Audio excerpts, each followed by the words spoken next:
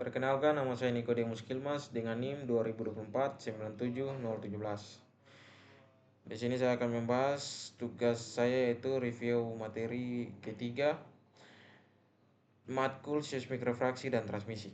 Nah, di sini tanpa lama-lama lagi kita masuk di slide yang pertama. Nah, di sini gambar yang pertama yaitu workflow inversi tomografi. Nah, di sini kita bisa melihat secara bersama-sama gambar ini menunjukkan alur kerja inversi tomografi seismik. Dan di sini ada tahapan-tahapannya. Dan di sini ada dua tahapan. Yang satu tahapan pertama yaitu data observasi, dan yang kedua yaitu menentukan starting model. Nah, di sini data observasi yaitu data yang diperoleh dari lapangan yang berupa satu waktu tempuh gelombang, dua posisi sumber, tiga posisi receiver.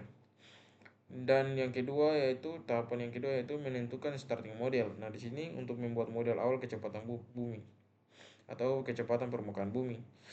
Di sini saya mengambil contoh. Di sini ada dua lapisan. Yang pertama lapisan 1 dan lapisan kedua. Dan yang pertama lapisan 1 yaitu 1000 meter per second dan lapisan 2 yaitu 2000 meter per second. Nah, di sini ada tahapan 3 yaitu forward calculation. Forward calculation itu yaitu berfungsi untuk menghitung yang pertama ray path atau lintasan sinar, dan yang kedua itu travel times theoretis atau TC. Dan tahapan yang keempat yaitu menghitung selisih. Nah, di sini selisih residual yaitu seperti yang kita lihat rumusnya itu delta T sama dengan T OBS kurang TC. Nah, di sini jika masih besar berarti katong harus memperbaiki modelnya harus diperbaiki. Nah, setelah melewati 4 tahapan tersebut, di sini kita masuk di tahapan 5 yaitu update model.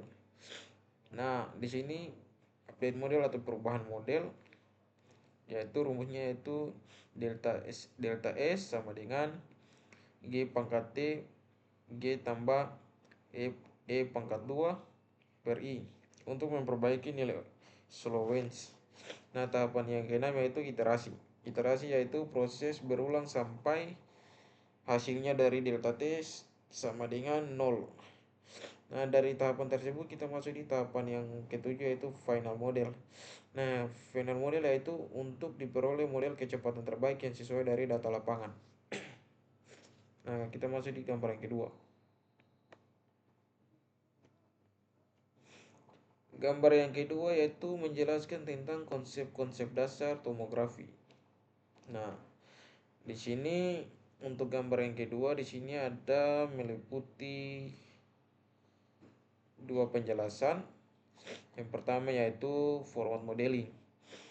Forward modeling ini yaitu berfungsi untuk menghitung travel time dan ray path. Nah, di sini berdasarkan model kecepatan yang sudah diketahui yaitu input atau pemasukan sama dengan model kecepatan dan output atau pengeluaran yaitu travel time sintetik. Dan untuk tahapan B, inversi modeling, yaitu kebalikan dari forward modeling, yaitu input travel time observasi dan output pengeluaran yaitu model kecepatan bawah permukaan. Dan di sini tujuannya untuk menentukan distribusi kecepatan batuan dari data waktu tempuh gelombang. Nah, di sini untuk gambar yang ketiga forward modeling. Nah, di sini forward modeling yaitu kita lihat secara bersama-sama gambar tersebut. Ini menjelaskan dasar matematis forward modeling dengan persamaan ekonelnya yaitu kita bisa lihat secara bersama-sama. Untuk persamaannya itu yang ini dengan hasil 1/C pangkat 2. Untuk keterangannya itu kita bisa mengetahui untuk simbol T yaitu waktu tempuh, dan X dan Z yaitu sama dengan koordinat. Untuk C, simbol C yaitu kecepatan gelombang. Dan di sini untuk fungsi persamaan ekional digunakan untuk yang pertama menghitung travel time, kedua menentukan arah rambat gelombang, dan menentukan ray path. Dan untuk penyelesaian numeriknya itu biasanya memakai dua tahapan. Yang pertama finite dan difference method. Dan tahapan 2 yaitu fetch merging method karena kondisi bawah permukaan sangat kompleks. Nah, gambar yang keempat, inversi modeling. Nah, inversi modeling yang ini kita bisa melihat secara bersama-sama. Gambar ini menunjukkan dasar teori inversi tomografi dengan persamaan. Untuk persamaan dari inversi modeling sudah ada di slide yang saya paparkan, yaitu yang ini. Dari keterangan di sini, rumus yang kita di dalam slide ini menjelaskan tentang perubahan waktu tempuh, perubahan slowness, dan elemen panjang sinar, lintasan sinar. Untuk maknanya, perubahan travel time merupakan akumulasi perubahan slowness sepanjang lintasan gelombang. Nah, di sini jika travel time diketahui, maka distribusi slowness dapat dihitung. Kita lanjut di gambar slide yang kelima. Nah, di sini gambar ini secara bersama ini adalah persamaan matrik tomografi. Nah, di sini untuk persamaannya GM sama dengan D. Dan untuk komponen-komponen misalkan D sama dengan travel time. Untuk D yaitu ada beberapa tingkatan. Yang pertama D1, D2, D3 dan seterusnya. Dan di sini berisi travel time hasil pengukuran. Dan untuk M atau model sama juga dengan D atau data travel time. Itu mempunyai tingkatan dari M1, M2, M3 dan seterusnya. Dan untuk model berisi nilai slowness setiap grid. Dan G matriks geometri berisi panjang lintasan pada setiap grid.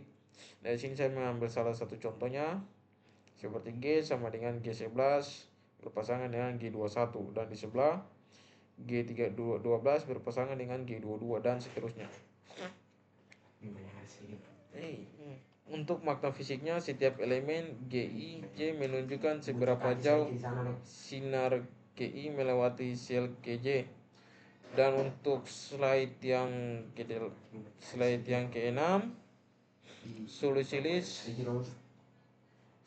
list squared damped, yaitu karena sistem persamaan biasanya sangat besar dan tidak stabil digunakan metode yaitu damped square. Persamaannya bisa dilihat secara bersama-sama.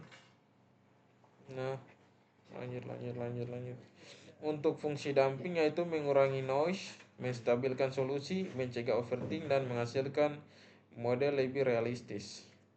Nah, untuk gambar yang terakhir atau slide yang terakhir di sini seismic data dan travel time tomografi. Dari gambar tersebut ini ada beberapa tahapan dari tahapan 1 sampai ke tahapan ke-6. Nah, untuk tahapan yang pertama yaitu model awal kecepatan, initial model atau model awal kecepatan. Nah, di sini secara bersama-sama kita bisa melihat ada titik yang berwarna merah atau lingkaran berwarna merah. Nah, di sini itu lingkaran berwarna merah itu merupakan anomali bawah permukaan bumi, dan di sini juga titiknya ini mempunyai kecepatan yang sangat berbeda. Nah, untuk tahapan elastis wave propagation, simulasi perambatan gelombang merambat dari sumber menuju receiver sesuai distribusi kecepatan. Dan yang ketiga, tahap travel peaking, menentukan waktu kedatangan pertama. Fresh break ini merupakan data utama inversi. Tahap 4, file data seismik lapangan yang diperoleh dari pengukuran. Tahap 5, tomografi inversion, melakukan inversi travel time. Tujuannya untuk merekonstruksi distribusi kecepatan bawah permukaan. Tahap 6, result of elastic waveform modeling.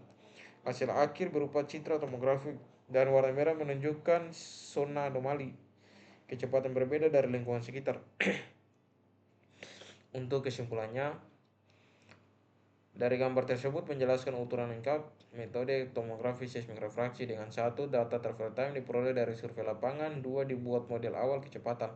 3. Dilakukan forward modeling untuk menghitung travel time teoritis. Keempat, travel time teoritis dibandingkan dengan data observasi, selisihnya diinverifikasi menggunakan least squared damped. Keenam, model diperbaiki secara iteratif. dan diperoleh citra distribusi kecepatan di bawah permukaan bumi. Cerita tersebut digunakan untuk mengidentifikasi lapisan batuan rekahan, rongga, lemah, akuifer maupun struktur geologi lainnya. Nah, di sini presentasi saya batas ini, mungkin apabila ada yang masih kurang saya mohon maaf dan terima kasih.